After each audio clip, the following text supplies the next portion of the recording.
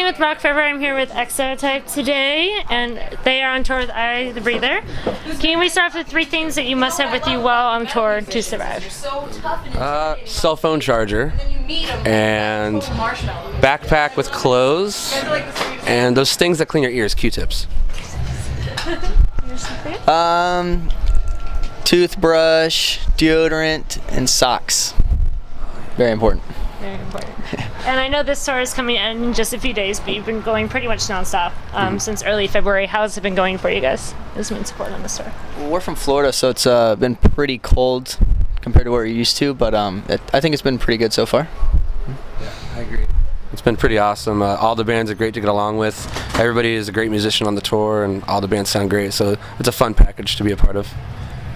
Perfect. And then your self-titled debut, Exotype, it came out in October. How do you think it's been going over so far with these fans? And apparently it's been doing pretty great. Everyone tells us they like it a lot, especially versus the EP that we put out, like 2 years ago. Everybody likes all the songs, and all the songs we play live have been a good, what we think is a good collection of what we sound like as a band, so it seems pretty good so far. Well, considering, like you said, you put out the EP about 2 years ago. For you personally, has the sound changed a lot, or do you think it's still pretty similar? For me, the sound has changed a lot. It's more of the way that how we want it to be as a band. There's a lot of different members that were in the band back when we first started as a band, But now that we have like the actual group of people that we believe represents Exotype, then everything just came together so much more easily, and it makes more sense now.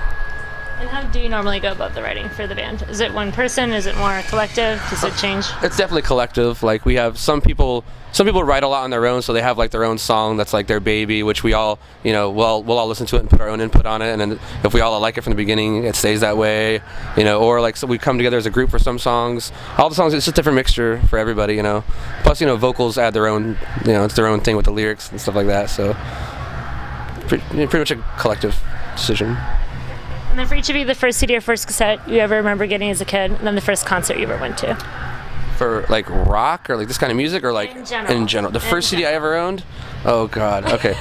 The first cassette I ever owned, which I didn't listen to music back then, was Painkiller by Judas Priest, because the cover art was like a steel guy on a motorcycle. When I was like a little kid, I was like 6, and I thought that was the coolest thing. But the only one I actually wanted to listen to was I had Spice World by Spice Girls.